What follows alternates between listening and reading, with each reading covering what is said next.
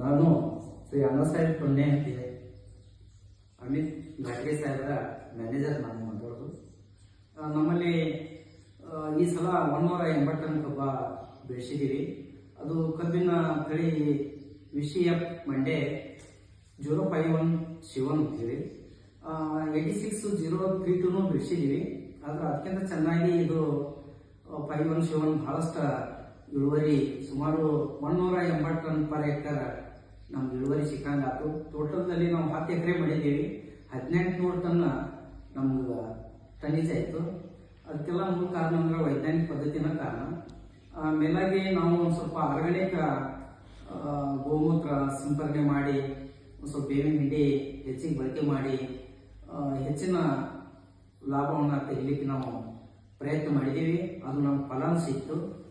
ಮೇಲಾಗಿ ಇದಕ್ಕಿಂತ ಮೊದಲು ನಾವು ಹೋದ ವರ್ಷ 140 ಟನ್ ಆಗಿತ್ತು. ಅದಕ್ಕಿಂತ ಮೊದಲಿನ ವರ್ಷ 120 ಟನ್ನು, ಅದಕ್ಕಿಂತ ಮೊದಲು 100 ಟನ್ ತೆಗ್ತಿದ್ವಿ. ಇತ್ತಿತ್ತಲಾಗಿ ನಾವು ವೈಜ್ಞಾನಿಕ ಪದ್ಧತಿಯನ್ನು ಬಳಕೆ ಮಾಡಿಕೊಂಡು ನೈಟ್ರೋಜನ್ ಎಷ್ಟು ಯಾವ ಪ್ರಮಾಣದಲ್ಲಿ ಕೊಡಬೇಕು, ಪೊಟ್ಯಾಶ್ ಯಾವ ಪ್ರಮಾಣದಲ್ಲಿ ಕೊಡಬೇಕು, ಫಾಸ್ಫರಸ್ ಭೂಮಿಗೆ ಯಾವ ಪ್ರಮಾಣದಲ್ಲಿ ಕೊಡಬೇಕು, ನಾವು ಯಾವ ಸಿಸ್ಟಮ್ನಲ್ಲಿ ಕಬ್ಬ ಬೆಳೆಸಬೇಕು.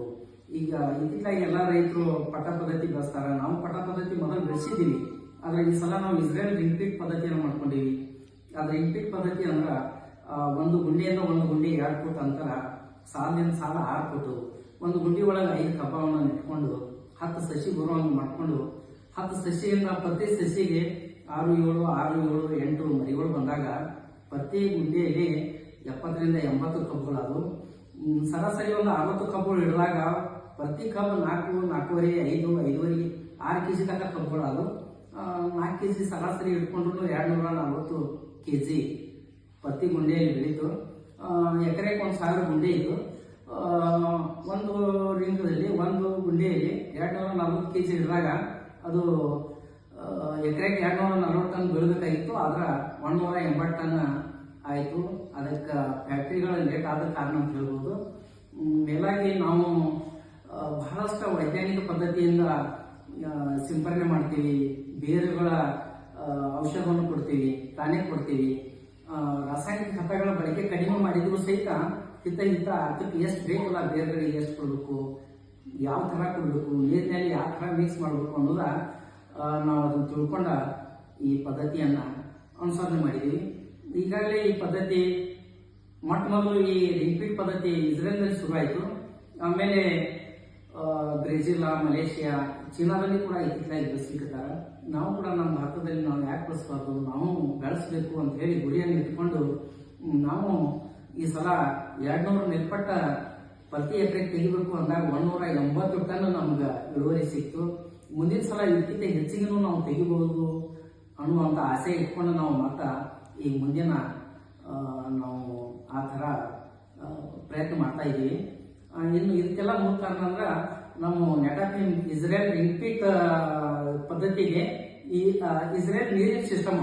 ಈಗಾಗಲೇ ನಾನು ಅಲ್ಲಿ ಕೆಲವೊಂದು ಸಿಸ್ಟಮ್ ತೋರಿಸ್ತೀನಿ ತಂದ್ರೆ ಅಲ್ಲಿ ಯಾವ ಥರ ನಾವು ನೀರು ಬಿಡ್ತೀವಿ, ಯಾವ ಥರ ನಾವು ನೀರು ಬಿಟ್ಟಾಗ ಪ್ರತಿಯೊಂದು ಬಾಲ್ಗೆ ಯಾವ ಥರ ನಾವು ಗೊಬ್ಬರ ಕೊಡ್ತೀವಿ ಅನ್ನೋದ ಇಲ್ಲಿ ನಮ್ಮ ಆಟೋಮೇಷನ್ ರೂಮ್ನ್ಯಾಗ ಹೋಗಿ ನೋಡೋದು.